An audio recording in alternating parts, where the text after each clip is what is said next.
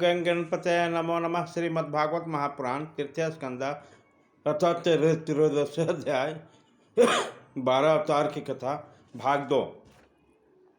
तात जैसे गजराज अपने दांतों पर कमल पुष्प धारण कर ले, उसी प्रकार सफ़ेद दांतों की नोक पर पृथ्वी को धारण करके जल से बाहर निकले हुए तमाल के समान नीलवर्ण 12 भगवान को देखकर ब्रह्मा आज मरीच आदि को निश्चय हो गया ये भगवान ही हैं। तब वे हाथ जोड़कर वेद वाक्यों से उसकी स्तुति करने लगे।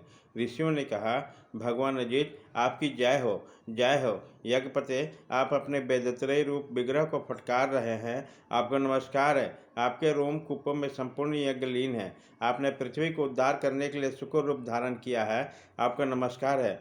देव, दुराचारियों को आपको इस शरीर का दर्शन होना अत्यंत कठिन है, क्योंकि यह यज्ञ रूप है। आपकी तबच्चा में गायत्री आदि छंद, रोमावली में कुश, नेत्रों में घृत तथा चारों चरणों में होते हुए उधर्ज उद्घाता ब्रह्मा, इन चारों ऋतुजों के क्रम है। इस आपकी थुथनी के मुख के अग्रभाग श्नुक है, नासिका क्षेत्र में स्नुवा है, उदर में ईडा इच्छनीय भक्षण पात्र है, कानों में चमस, मुख में प्रसिद्ध ब्रह्म भाग का पात्र है और कंठ क्षेत्र में ग्रह सोम पात्र है। भगवान आपको जो चबाना वही अग्निहोत्र है। बार बार अवतार लेकर यज्ञ स्वरूप आपकी दक्षिणीय इष्ट है।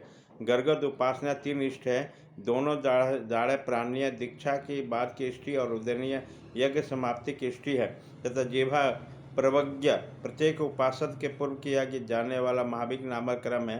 सिर सब में होम रहित अग्नि तथा अवसत्य औपसाग्न अग्नि तथा प्राणचित्ती इष्ट का चयन है।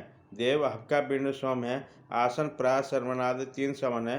सातों धातु अग्निष्टोम अत्याग्निष्टोम उक्त षोडशी वाजपेयी अतिरात अप्तिर्याम नामक 7 संस्थाएं है तथा शरीर के संध्या संपूर्ण सत्य है।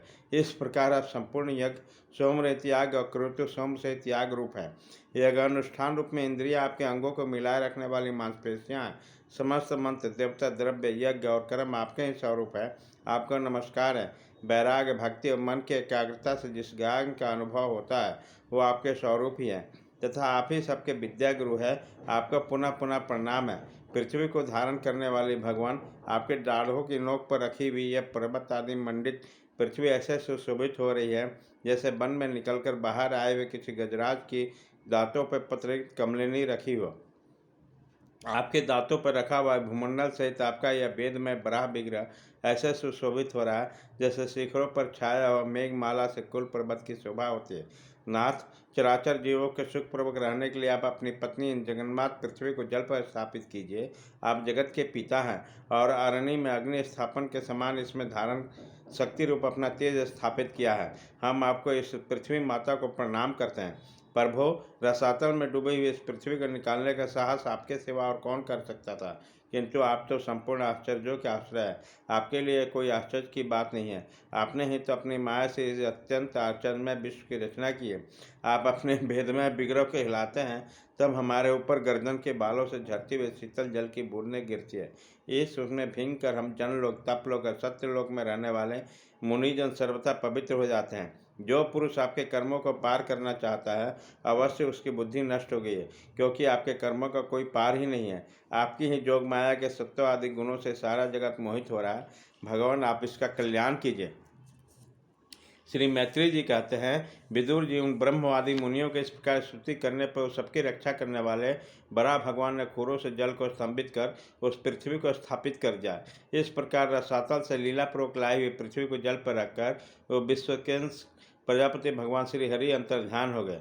विदुर जी, भगवान की लीला में चरित्र अत्यंत कीर्तनीय है।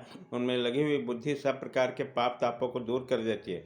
जो पुरुष उस मंगल में मंजुल कथा को भक्ति भाव से सुनता या सुनाता है उसके प्रति भक्त वत्सल भगवान अंतःस्थल से बहुत शीघ्र प्रसन्न हो जाते हैं।